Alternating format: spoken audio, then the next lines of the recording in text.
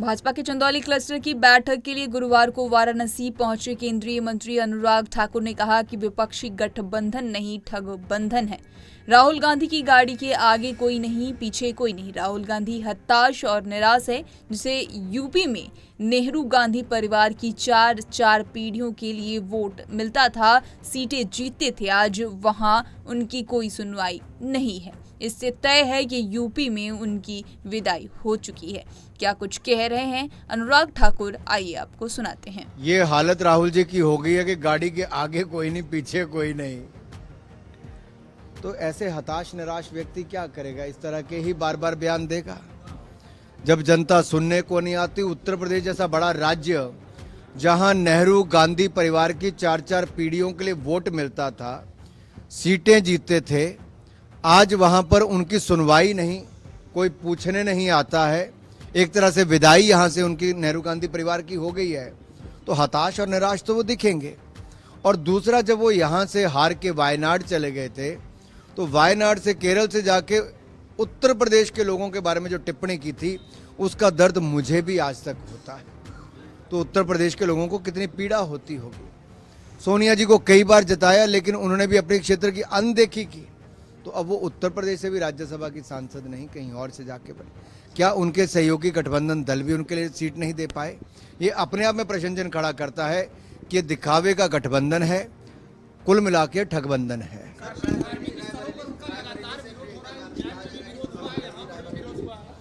देखिए, धार्मिक स्थलों का विरोध करना ये कांग्रेस की आदत पड़ गई है। मंत्री अनुराग ठाकुर ने कहा कि राहुल गांधी ने वायनाड जाकर उत्तर प्रदेश के लोगों के लिए ऐसी बातें कही जिससे हमें बहुत दुख हुआ।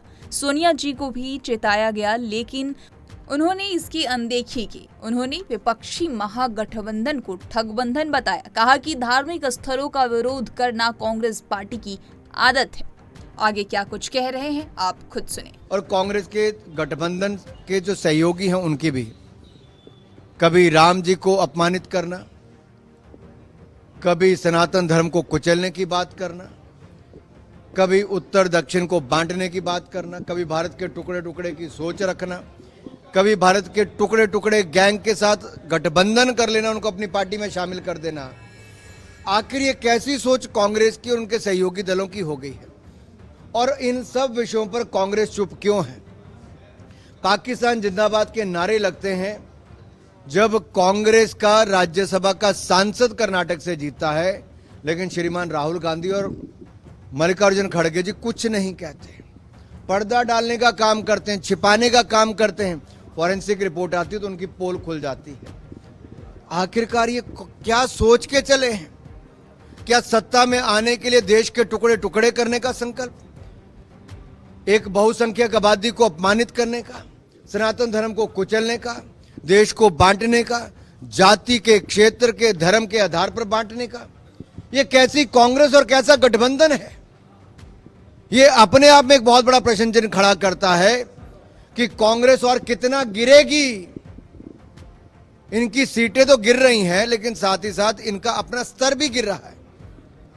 ये कभी इतनी सीटें नहीं जीत पा रहे कि इनका नेता प्रतिपक्ष भी बन पाए। और जितने गंदे और भद्दे बयान अब दे रहे हैं, अब जनता भी तय कर लेगी कि सुपड़ा साफ कांग्रेस का होगा। राम जी के खिलाफ टिप्पणी करना, सनातन धर्म को कुचलने की बात करना, उत्तर दक्षिण को अलग करने की बात करना, टुकड़े टुकड़े करने वाले लोगों का समर्थन करना, इससे कर्नाटक से कांग्रेस उम्मीदवार के राज्यसभा चुनाव जीतने पर पाकिस्तान जिंदाबाद के नारे लगना है। लेकिन राहुल गांधी और मल्लिकार्जुन खड़गे कुछ नहीं बोलते, बल्कि छिपाने का काम करते हैं। यह कैसी सोच है?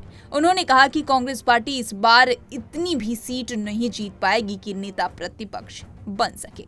इस तरह की तमाम खबरों से रूबरू होने के लिए पंजाबकेसरी.com को लाइक, शेयर, सब्सक्राइब करना ना भूलें। धन्यवाद।